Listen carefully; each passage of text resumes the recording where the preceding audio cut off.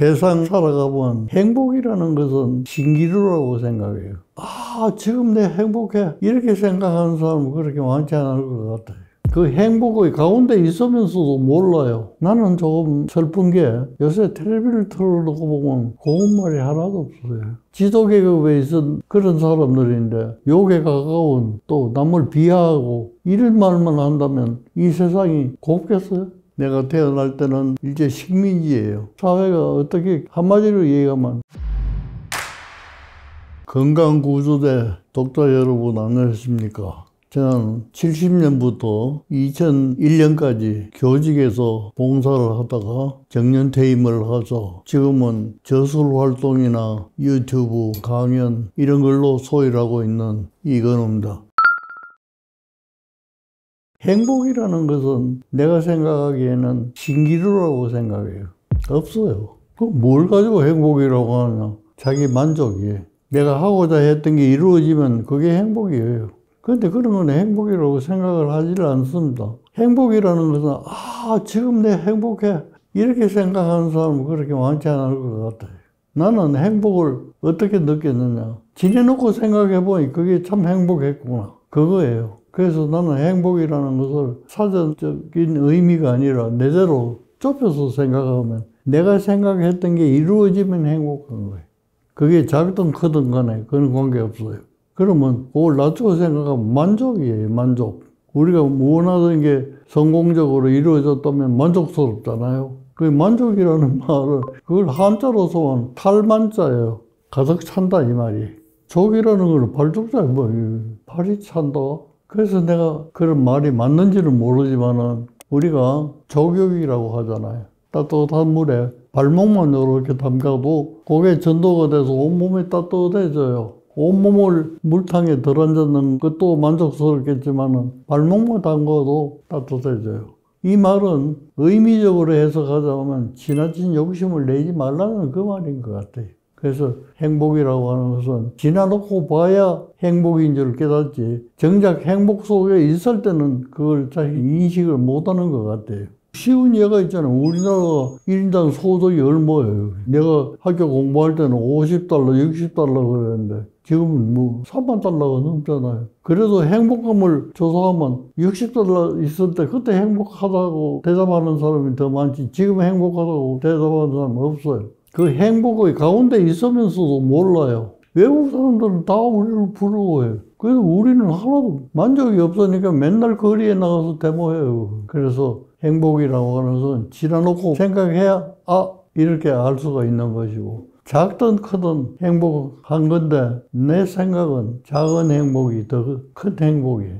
왜 그러냐? 작은 거는 모으면 모을수록 더 커지는 거예요. 큰 행복은 한번 엎어지면 헤어나기도 힘들어요. 그래서 여러분도 큰 욕심을 내시지 마시고 발목만 물에 담그면 따뜻해지듯이 작은 만족, 여러분들이 저 만족을 충족하고 또 하고 또 하고 이걸 규칙적으로 지속적으로 해나간다면 어느새 여러분들은 굉장한 행복의 보물을 안고 있는 행복 재벌이 되어 있을 거예요.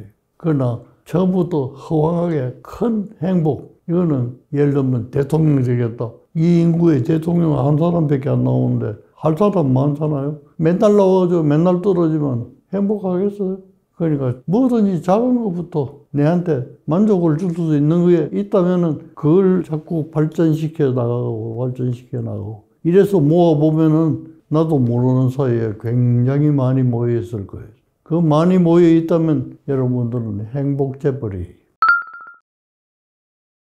옛날 시절에 말로서 말이 많으니 말을 말까 하노라 뭐 그런 시조가 있죠. 말이 그만큼 위험하다는 뜻이에요. 그래서 나는 의학을 공부했기 때문에 의학 용어를 가지고 주로 많이 이 얘기를 해요. 습관이 돼가지고. 근데 집에서 내가 이제 가족들하고 토론을 한번 해본 적이 있어요. 우리 한글에 고운 말들이 참 많아요. 이거는 이제 설명하기 위해서 하는 거니까 여러분들을 비하한다든지 그런 말은 아닙니다. 발을 못 서서 앉아있는 사람을 우리가 뭐라고 그래요? 안전뱅이 그래. 남해로 눈이 안 보이는 사람 뭐라고 그래? 봉사라고 그래. 또 귀가 잘 안 들리면 귀머거리라고 그래. 뭐 그런 말 쓰잖아요. 그 말이 얼마나 정겨워요. 내가 그런 얘기를 했더니 가족들이 이런 유튜브에 나가서 그런 소리 하지 말라는 거예요. 왜 하지 말라? 그거는 이미 비하하는 욕이 돼 있다는 거예요. 원래 욕이 아닌데 왜 욕이 돼 있느냐? 듣는 사람이 싫다면 그게 욕이다 이거야. 그러니까 이미 그렇게 돼 있으니까 하지 말라는 거예요. 나는 하지 말라고 해서 안 쓰는 게 아니라 의학 용어에 내가 익숙해져 있어가지고 그런 말은 안 쓰고 지체 부자유 아니면 지능 부족 아니면 시각장애 이렇게 표현을 해요. 그건 의학 용어거든. 근데 나는 애정은 우리말에 더 많이 가 있어요. 가 있지만은 듣는 사람이든지 또 일반 사람들이 그거는 장애인들을 비하하는 용어로 자리 잡고 있기 때문에 내가 아무리 좋은 의미로 했다고 하더라도 그거는 내가 그분들을 비하하는 걸로 된다는 거예요. 그래서 쓰지는 않습니다. 그래서 이제 이런 데 나와서도 말조심을 하게 되고 그런데 나이 들면 말조심을 하지 않더라도 경험을 통해서 이런 말은 해서는 되겠다. 이런 말은 해서는 안 되겠다. 이런 것을 경험적으로 깨닫게 돼요. 그래서 말은 내 생각에는 될 대로 긍정적인 것 그리고 또 좀 고운 말 또 좀 더 신경을 쓴다면 상대방이 이 말을 들어서는 굉장히 불쾌하게 생각하겠다. 이런 게 배려가 됐으면 좋겠어요. 나는 조금 슬픈 게 요새 텔레비를 틀어놓고 보면 고운 말이 하나도 없어요. 거기 나오는 사람들은 지도계급에 있는 그런 사람들인데 그런 분들이 그런 고운 말을 안 쓰고 욕에 가까운 또 남을 비하하고 이런 말만 한다면 이 세상이 곱겠어요? 저는 그게 참 불행하다고 생각을 합니다. 본인은 그건 의식도 못하고 자기가 분노하니까 그런 소리를 하는 거예요. 또 여성분들도 마찬가지예요. 고운 입에서 어떻게 저런 생각을 제가 하게 되는데 말은 지금부터라도 정말로 좀 곱게 상대방에게 도움이 되도록 따뜻하게 이런 게 좀 훈련이 됐으면 좋겠어요. 세상 살아가면 자기 혼자 살 수 없잖아요. 다른 사람하고 함께 살아야 되는. 두 사람만 모여도 싸움이 돼. 의견이 다르면 싸움이 되는 거거든. 그런데 이제 어떤 사람에 따라서는 싫은 사람은 안 만나고 자기 좋아하는 사람 만나고 그러니까 끼리끼리 이렇게 되기가 이제 쉬운데 좀 욕심이 많은 사람은 모든 사람이 자기하고 잘 지내야 돼. 그런데 이제 역사적으로 가만히 보면 말이죠. 독재자들이 대체로 그런 것 같아. 자기를 한 사람이라도 싫은 소리 한다든지 이러면 그건 적이에요. 그런 속성이 좀 있는 것 같아. 상종할 수 없는 사람이 있다면 그는 그냥 사회적인 수준에서 서로 인사하고 지내는 수준으로 지내면 될 것 같아. 그 다음에 마음이 통하는 사람은 끼리끼리 모여가지고 토론도 하고 그것도 좋잖아요. 그리고 뭘 또 이루기도 하고. 근데 이제 싫은 사람까지 다 포용을 해가지고 해야 된다. 이것은 이룰 수 없는 욕심이에요. 나도 한때 그런 생각을 한 적이 있어요. 부끄럽지만은 고백을 하면은 교수를 하면서 내가 출석을 불러본 적이 없어요. 출석을 안 부르는 이유는 내 속으로 그랬어요. 내 강의 안 들으면 지가 손해지 뭐. 이런 자만심을 갖고 있어요. 지내놓고 보니까 그건 자만심이에요. 싫은 사람 출석을 불러가지고 안 나오면 여담부터는 출석을 잘 해라. 그러면 될 일인데 그런 일을 못하고. 그래서 모든 사람과 전부 좋게 지내겠다. 이것은 내가 좀 심하게 이 얘기를 하면 망상이에요, 망상. 그렇게 될 수 없는 걸 자꾸 그렇게 되려고 하니까 그런 거예요. 지금 우리 세계도 그렇잖아요. 진영이 갈려 있잖아요. 자본주의 사회하고 공산주의 사회하고. 그럼 서로 싸워요. 싸울 거 없어요. 공산주의는 그 사람대로 그렇게 사는 방법도 있구나. 또 이쪽 사람은 자본주의 모양으로 또 그렇게도 살 수 있구나. 가깝게는 할 수 없지만은 그렇게 사는 걸 존중하고 인정을 해주면 될 것 같은데 그게 안 되나 봐요. 꼭 내가 사는 방법대로 살아야 내 마음이 차는 거예요. 근데 그거는 절대로 그렇게 할 수가 없다는 걸 아시고 저는 그렇게 생각합니다. 서로 우리가 다른 점은 인정하자 이게. 인정하고 존중해 줍시다. 자기가 그렇게 사는데 뭐 내가 어떻게. 그것을 하지 않고 다른 모든 사람도 내가 사는 방법대로 살아야 된다. 이렇게 고집을 한다면 그거는 망상이에요. 그렇게 되어질 수도 없고 그래서 친한 사람은 친하게 지나시고 미운 사람은 미워서 싸우지는 마시고 그냥 미운 마음을 가지고 서로 접촉하는 기회를 줄이면 되시죠. 그렇게 좀 평화롭게 해결할 수 있으면 좋겠는데 우리 감정이라는 게 또 그렇지 못하니까. 그런데 그렇더라도 그런 목표를 가지고 한번 노력을 해보면 그래서 조금은 나아지지 않을까요? 나는 교직에 있었기 때문에 일찍부터 주례를 많이 썼어요. 주례를 서면서 좀 다른 방법으로 이제 하기 위해서 둘을 불러가지고 내가 시험을 봅니다. 시험 문제는 똑같아요. 내가 배우자를 위해서 해줄 수 있는 거 5가지 써라. 그게 해줄 수 있는 거는 내가 지금부터 뭐 학원에 다녀가 배워가지고 해준다 이게 아니고 지금 당장 누가 가르쳐 주지 않더라도 해줄 수 있는 거 5가지 써라. 2번 문제는 내가 상대방으로부터 받고 싶은 거에 어떤 게 있는가 그거 5가지를 써라. 그래가 둘이 이렇게 떨어져 앉게 해가지고 서로 보지 말고 진심으로 써라. 왜 그걸 썼냐면 그 2장을 가지고 이렇게 오버랩 시켜보면 공통점이 있어요. 예를 들어 한 사람이 나는 저 사람한테 사랑한다는 얘기를 듣고 싶다. 한 사람은 그렇게 썼으면 또 상대방은 나는 매일 배우자에게 사랑한다는 말을 하겠다. 이러면 이게 일치하는 거죠. 궁합 보는 거나 같아. 그래서 내가 그런 방법을 써가지고 이제 하는데 내가 이제 그분들한테 주례사를 할 때 딱 한 가지 빼놓지 않고 내가 얘기한 거는 이겁니다. 둘이 살면서 상대방이 이 말은 죽어도 듣기 싫다. 그 말이 뭔지를 알아야 된다. 그리고 그거는 암만 당신이 화가 나더라도 그 말은 해서는 안 된다. 그 다음에 상대방이 이거는 굉장히 즐긴다. 그러면 그 즐기는 것을 인정해주고 당신도 도와라. 그 2가지만 하면은 다툴 일이 없다. 근데 우리가 이제 사는 걸 보면은 여자든 남자든 상대방을 바꾸려고 해요. 자기 성격과 비슷하게 이걸 바꾸려고 바뀌어지지 않아요. 바뀌어지지 않는 것을 백날 노력해봐야 평생 싸우려고 결혼하는 것 같아요. 그러니까 절대로 해서는 안 되는 말을 알아야 되고 또 절대로 나도 싫지만은 해줘야 되는 말을 알아야 돼요. 이게 이제 부부간인데 그걸 확대해서 나하고 관계를 갖는 대인관계에서 그걸 알 수 있다면은 훨씬 부드러운 대인관계가 될 수 있을 거예요. 내가 태어날 때는 일제 식민지예요. 그러니까 국적이 일본이에요. 난 일본 사람으로 태어났습니다. 그때는 일본이 승승장구할 때예요. 청일전쟁도 이겼지, 노일전쟁도 이겼지. 이러니까 점점 국력이 커지다 보니까 미국하고 전쟁을 벌린 거예요. 그 전쟁을 벌릴 때가 내가 초등학교 막 입학했을 때. 그러니까 초등학교 때 받은 교육이 보통 일과하고는 달라요. 뭐냐면 방공훈련 받는 거, 미국 사람 허수아비 세워놓고 뭐 대창으로 찌르는 거, 돌 던지는 거, 뭐 이런 거, 그 다음에는 산에 가서 송진 따는 거, 그런 거밖에는 한 게 없어요. 그게 이제 전쟁 준비거든. 이제 그런 초등학교 시절인데 제일 마음 아픈 거는 한국말을 하면 안 돼요. 처음에는 괜찮았는데 전쟁이 나고부터는 이게 이제 바짝 좋아가지고 조선말을 하면 우선 매를 맞아요. 그 다음에는 낭하에 꿇어 앉아 있어야 돼. 3번째는 여러분들께 희한한 얘기지만 벌금을 내야 돼요.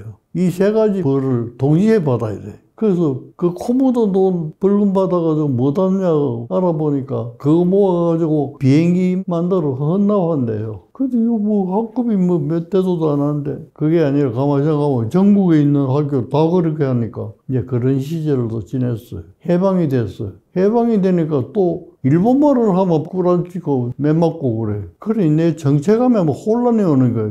내가 일본 사람인가 이게 조선 사람인가. 그것 때문에 내가 고민 많이 했어요. 그런데 이제 해방이 되고 우리나라가 1948년에 독립국가가 건설되기 전까지는 미 군정, 그 군정 하에서 내가 본 거는 너무 끔찍한 것만 와요. 좌익, 우익 이렇게 갈려가지고 맨날 패싸움하듯이 말이지. 내가 학교에 갔다가 집으로 오는 동안에도 강목 들고 서로 때리고 그거 가지고 때려가지고 죽는 사람도 있어요. 근데 맞아서 죽는 거는 내가 못 봤지만은 죽은 시체를 길가에 놓고 가만히로 덮어놓은 거는 내가 많이 봤어요. 어릴 때 너무 충격적인 걸 많이 봤어요. 그러다 겨우 독립국가가 됐어요. 대한민국. 그러니까 이제 조금 정체감을 찾았어요. 아, 역사도 배우고 하니까 이래서 일본 식민지가 돼서 그랬었구나. 알만 하니까 6.25 전쟁이 일어나. 그러니까 또 뭘 보냐 하면은, 이제 내가 그때 중학교 3학년이에요. 3학년이니까 4학년부터 징집이 돼가는 거야. 1년 때문에 내가 징집이 안 되고 봉사를 하러 나가야 돼. 그래서 나는 병원 쪽으로, 대구에서 자랐기 때문에 대구역에 나가면 이제 부상병들이 막 실려와요. 플랫폼에 막 전부 부상병들이 누워있고 말이지. 아프니까 고함 지르고, 거기서 또 죽어나가는 사람도 있지. 그걸 그 어린 나이에 보고 있으니까 정체감을 넘어선 혼란이 오는 거예요. 왜 싸우냐, 이게 왜. 재밌게 살아서 시원찮을 건데, 뭐 때문에 싸워? 이제 이런 공상 때문에 말이지. 이게 또 정체감이 이상한 거야. 학교 교사는 전부 군인들이 차지를 하고 있으니까. 그때는 대구까지 북한군이 쳐내려왔으니까 포탄도 막 떨어지지. 그거 공부할 때가 있나요? 사람은 다 흩어졌는데. 그래도 이제 공부는 해야 되니까 교회 같은 거 빌리든지 아니면 교회 산등성이에다가 그때는 이제 기와 같은 거 굽는 데가 있어요. 그런 걸 빌려가지고 칸막이만 하고 거기서 이제 강의를 하는데, 칸막이만 해놓으니까 저쪽 선생님이 강의하는 소리가 이쪽에서 들리고 왕왕거려서 무슨 말을 하는지 못해. 그보다 더한 건 뭐냐면 그 인근에 대구 비행장이 있어요. 동촌에. 그러니까 전투기가 떠고 내리는 소리가 엄청 커요. 그게 하루 종일. 그러니까 그 세 가지 소리가 뒤엉켜가지고 공부하는 소리가 하나도 안 들려요. 안 들리니까 공상만 하는 거예요. 왜 싸우느냐, 무슨 원수 줬다고 싸우냐. 그러니까 그때 이제는 2차 대전이 끝나고 얼마 안 됐으니까 세계적인 사상적인 조류가 전후 세대 여러 가지가 나왔어. 그래서 나는 포켓에 까뮤의 이방인이라는 소설을 포켓도 넣고 맨날 그거 들고 읽고 한동석에 두 누워가지고, 그러니까 공부가 될 리가 있나요? 그래가지고 휴전이 됐어요. 휴전이 되니까 폐전배에 남아가지고 이 빨치산 때문에 또 이제 시달리고, 그래가지고 겨우 안정이 될 만하니까 4.19가 그건 내가 대학교 때예요. 그 이전에는 내가 성격이 다른 사람 앞에 잘 나서지도 못하는 그런 성격이었었는데 4.19를 통해서 내 생의 분기점이 생긴 거예요. 그때까지 차있던 울분이 말이지 한몫 터진 거예요. 그런 부정을 타파한다는 사회적인 정의감과 내 분노가 일치되는 거예요. 그래가지고 내가 과격하게 운동을 하다가 고생을 좀 했어요. 그 고생을 하다 보니까 의사가 돼서도 취직할 수가 없어요. 전과가 생기니까. 그러면 내가 개업하면 되잖아요. 개업할 만큼 가난해서 병원을 차릴 만한 돈이 없어요. 그리고 경제 개념이 없어. 그때 생각해도 은행 같은 데서 돈 좀 빌려가지고 해가지고 돈 벌어서 갚으면 될 건데 그런 머리가 안 돌아. 그래가지고 그 일이 있고 내가 연세대학에 교수로 부임할 때까지 딱 20년 걸렸어요. 20년 동안은 내가 엄청 고생을 했습니다. 다른 사람들은 나보고 그래요. 의사가 돼가지고 너무로 그렇게 고생하는 사람이 어디 있냐는 거예요. 그건 남의 탓이 아니에요. 물론 사회적으로 그런 게 있었지만은 내가 어리석어서 그러는 거예요. 그러더라도 뚫고 나갈 길이 없는가 막 이러면 될 건데. 안정될 때까지 20년이 걸렸어요. 20년. 그 다음 결혼했잖아요. 애기 키우죠. 그 발등에 불이 떨어진 거예요. 준비해놓은 건 없으니까. 그래서 횡해. 그때 뭐 어떻게 지냈는지 모르겠어요. 이게 이제 겨우 안정되기 시작된 게 이제 내가 연세대학에 교수로 가고 거기서 한 3년 있다 이화대학으로 가고 이러니까 이제 안정이 되기 시작한 거예요. 안정이 되기 시작하는데 사회가 어떻게 한마디로 얘기하면 나는 아날로그 시대의 사람이에요. 근데 디지털로 바뀌는 거예요. 그러니까 처방전 같은 것도 글씨로 이렇게 쓰던 게 전부 컴퓨터로 두들겨가지고 내고 이런 그렇게 변하는 거예요. 이것은 뭐가 조금씩 발전한다 이게 아니라 갑작스럽게 딱 변한 거예요. 아날로그에서 디지털로. 그러니까 내가 지금도 잊지 않는 게 이화대학으로 옮겨가니까 교수 연수회가 있어요. 연수회에 갔더니 강사 한 분이 오셔가지고 아직도 기억을 해요. 교수님, 여러분은 문맹자입니다. 내가 공부를 해서 지식을 학생들에 가르치는 게 직업인데 나보고 문맹자라고 하니까 깜짝 놀랐어요. 뭘 가지고 문맹자라고 하는가? 컴퓨터로 설명하는 거예요. 그래서 그 개념이 없어, 내가. 그래서 질문이 컴퓨터 하는 게 도대체 뭐 어떤 게 컴퓨터냐? 정보의 바다입니다. 정보의 바다. 알아듣지 못한. 그래서 내가 파고 들어봤더니 엄청난 거예요, 이게. 그래서 내가 비교적 일찍 컴퓨터를 만졌어요. 이거 해야 되겠다. 앞으로는 이거 아니면 진짜 무명자가 되겠구나. 그래서 내가 학생들을 가르치면서 여러 가지 내가 생각하는 걸 얘기해요. 그러면 학생들이 반응이 뭐냐면 선생님은 공상이 많대. 지금은 이루어지지도 못할 걸 생각하고 있다. 그러니까 내가 좀 앞서 생각했다 그 말인 거지. 그래서 레지던트를 가르치고 얘들이 이제 졸업해서 나가서 개원하고 어디 취직하고 모이면 내가 또 그런 얘기를 합니다. 이런 걸 하면 그거 벌써 하고 있어요. 옛날에는 내가 하면 그거는 헛소리라는 거예요. 그러던 게 똑같은 얘기를 또 하면 그거는 벌써 하고 있다는 거예요.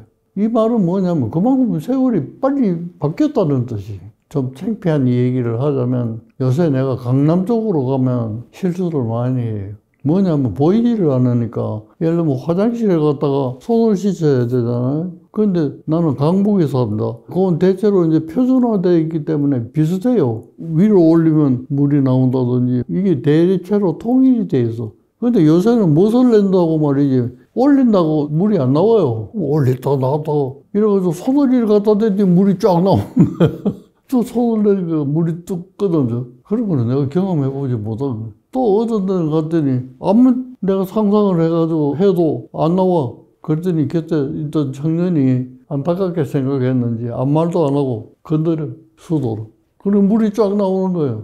난 뭘 건드리는지 모르겠어. 그러니까 적응을 못하는 거예요. 그래서 내가 하는 얘기는 그걸 깊이 모르더라도 적어도 그런 게 있다 하는 걸 알아야지. 절대로 사회의 흐름의 에스컬레이터에서 내려오지 말아라. 나는 이 나이가 됐으니까 이제는 안 해도 돼. 내려오시지 말.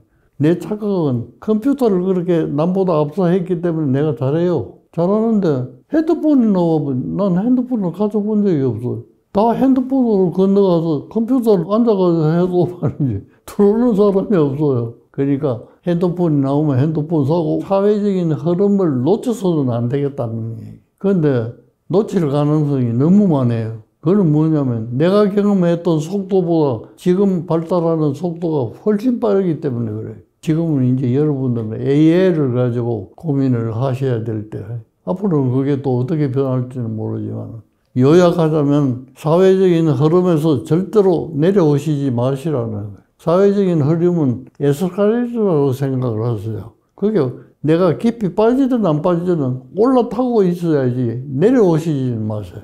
그래야 사회적인 흐름에 나를 맞춰서 살아갈 수가 있는 거예요. 거기서 내려오면 완전 문맹자가 돼. 그래서 첫 번째 내가 들었던 문맹자 이 얘기를 지금 듣는 게 아니라 문맹자가 되어 있어요. 여러분들은 그 과오를 범하지 마시고 변화의 에스컬레이터에서 절대로 내려오시지 마시기 바랍니다.